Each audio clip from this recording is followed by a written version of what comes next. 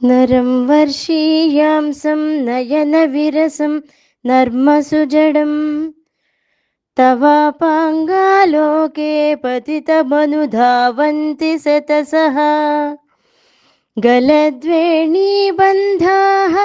కుచకలసవిస్రస్తసిచయాః హఠాత్త్రుట్యత్కాంచ్యో విగళితదుకూలా యువతయః. ఈ శ్లోకంలో అమ్మవారి యొక్క సౌందర్యం గురించి తెలియజేస్తూ, ఇంతకు ముందర శ్లోకంలో అమ్మవారి యొక్క సౌందర్యాన్ని అప్సరసలు సైతం చూడాలని కోరుకునేంత విశిష్టత ఉందని తెలుసుకుందాం.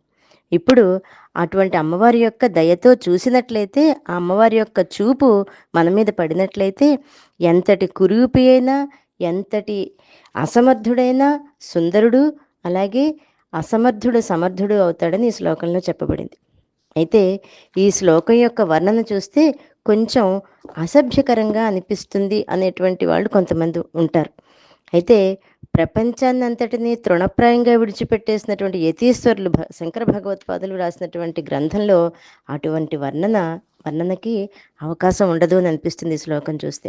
కారణం ఏంటంటే, ఈ శ్లోకంలో పై అర్థం చూసినట్లయితే అమ్మవారి యొక్క క్రీగంటి చూపు పడినట్లయితేట పురుషుడు అంటే ఎవరైతే బాగా ముసలివాడైపోయి కంటికి ఇంపుగా లేనటువంటి వాడు, ఎటువంటి శృంగార పరిహాసవచనాలు కానీ, ఎటువంటి ఆకర్షించేటువంటి మాటలు కూడా చేత కానటువంటి వాడు అయినప్పటికీ, నీ కడగంటి చూపుల వల్ల అమ్మ నీ యొక్క కడగంటి చూపుకి అనుగ్రహమునకు పాత్రుడైనట్లయితే అతడు మంచి యవ్వనంలో ఉన్నటువంటి యువతులు కూడా అతన్ని వందల కొద్దీ స్త్రీలు అతని యొక్క మహాసౌందర్యవంతుడిని చూసినట్లుగా భావించి తమ తమ కొప్పుల ముడులు జారిపోతుండగా, తమ యొక్క స్తనముల యొక్క పైట కొంగులు జారిపోతుండగా, ఆకస్మికంగా తమ యొక్క మొలనూళ్ళు అంటే కటి ప్రదేశంలో ఉన్నటువంటి వస్త్రములు కూడా జారిపోతూ ఎటువంటి వస్త్రములు కూడా లేనటువంటి విధంగా పరుగు పెట్టుకుంటూ నీ దగ్గరికి సిగ్గు విడిచి వస్తారు అని అర్థం. ఇది బాహ్యార్థం. ఇందులో అంతరార్థం చూసినట్లయితే వాళ్ళందరూ ఆయన వెంట ఇక్కడ ఇంకొక గ్రహించవలసిన విషయము, వాళ్ళందరూ ఆయన వెంట పడుతున్నారు కానీ ఆయన ఆ సౌందర్యవతులు అయినటువంటి దేవతా స్త్రీల వంక కన్నెత్తి కూడా చూడటం లేదు. ఇక్కడ అంతరార్థం పరిశీలిద్దాం. ఇక్కడ నరం వర్షీయాంశం అంటే పురుషుడు, నరం అంటే పురుషుడు. ఎవరు ఇక్కడ ఈ పురుషుడు అంటే పరమేశ్వరుడు. ఆయన ఎంతటి వర్షీయాంశం అంటే చాలా వయసులో చాలా పెద్దవాడు. ప్రపంచానికి అంతటికీ జగత పితరో తల్లిదండ్రులైనటువంటి పార్వతీ పరమేశ్వరుల్లో పరమేశ్వరుడు చాలా వయసులో పెద్దవాడు అనేటువంటి అర్థం చెప్పుకుంటాం. అలాగే చూడడానికి నయన విరసం అంటే చూడడానికి ఏమాత్రమో అందంగా కనిపించినటువంటి నేత్రములు కలిగినవాడు. ఆ నేత్రములు ఎగుడు దిగుడుగా ఉంటాయి పైకి కిందకి. ఇంకా నర్మసు జడం, అసలు కపటపు మాటలు కానీ మనసులో ఒకటి పైకి ఒకటి మాట్లాడేటువంటి వ్యక్తులు అటువంటి మాటలు కూడా ఆయనకి నచ్చవు. అటువంటి వాళ్ళకి ఏమాత్రము స్పందించడు.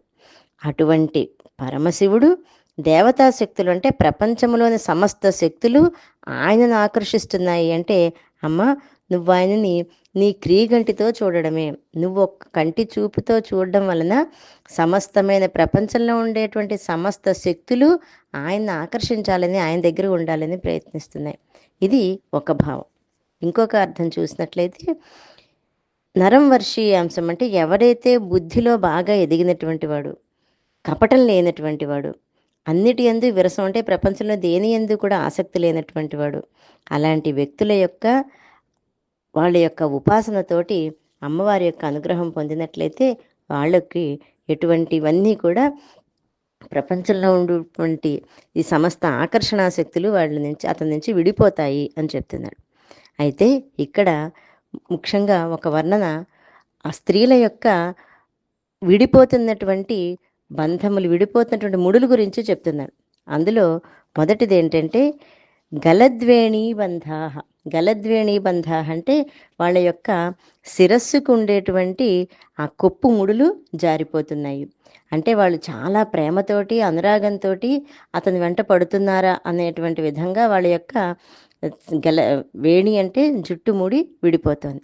అలాగే తర్వాత కుచ కలస విస్రస్త శిచయాహ, వారి యొక్క వస్త్రములు కూడా ఒంటి మీద ఉండేటువంటి వస్త్రములు జారిపోతున్నాయి. అలాగే హఠాత్ కృట్యత్కాంచో అంటే మొలనూలు అంటే మొలకి కట్టుకున్నటువంటి వస్త్రము కూడా జారిపోతుంది. అంటే ఏదైతే శరీరానికి ఆచ్ఛాదనలా ఉంటుందో ఆ వస్త్రములన్నీ జారిపోతున్నాయి. ఇది పైకి కనిపించే అర్థం. ఇందులో అంతరార్థం చూసినట్లయితే ఈ 3 ముడులు కూడా 3 గ్రంథులకి నిర్దేశం. జాగ్రత్తగా ఆలోచించినట్లయితే మన శరీరంలో 3 గ్రంథులు ఉంటాయని చెప్తారు. అవి బ్రహ్మగ్రంథి, విష్ణుగ్రంథి, రుద్రగ్రంథి. మనకి లలితా సహస్రనామంలో ఈ పదాలు వింటాం. బ్రహ్మగ్రంథి అంటే మూలాధారం నుండి మణిపూరం వరకు ఉన్నటువంటిది బ్రహ్మగ్రంథి. అనాహత చక్రం నుంచి విశుద్ధ చక్రం వరకు ఉన్నటువంటిది విష్ణుగ్రంథి. ఆజ్ఞాచక్రం దగ్గరది రుద్రగ్రంథి. అంటే పైకి బాహ్యార్థము కేవలము అంటే ఆయా స్థానాలలో బ్రహ్మగ్రంథి నుంచి ఆజ్ఞాచక్రంలో ఉన్నటువంటిది రుద్రగ్రంథి, మధ్య భాగానికి వచ్చేటువంటిది వక్షస్థలం దగ్గరికి వచ్చేటువంటిది విష్ణుగ్రంథి. ఇంకా ఈ రకంగా బ్రహ్మగ్రంథి, విష్ణుగ్రంథి, రుద్రగ్రంథులు 3 కూడా ఆయా చక్రాల అధీనంలో ఉంటాయి, ఆ చక్రాల దగ్గర ఉంటాయి. వాటికి ఆ ముడులు, గ్రంథి అంటే ముడి అని అర్థం తెలుగులో, అటువంటి ఆ 3 గ్రంథులు కూడా విడిపోతున్నాయి. ఎప్పుడైతే 3 గ్రంథులు విడిపోతున్నాయో ఆ వ్యక్తి దేహాన్ని విడిచిపెట్టి మోక్షాన్ని పొందుతాడు. అంత గొప్ప అర్థం ఉన్నటువంటి శ్లోకం కనుకే శంకర భగవత్పాదుల వారి యొక్క సౌందర్యలహరి శ్లోకం చదువుకున్నట్లయితే ముక్తి కలుగుతుంది అని చెప్పడానికి ఏమాత్రమూ సంశయం కానీ ఏమాత్రమూ అనుమానం కానీ లేదు. అటువంటి అమ్మవారి యొక్క దృష్టి మన మీద ప్రసరించాలని అమ్మవారిని ప్రార్థిస్తూ శ్రీమాత్రే నమః.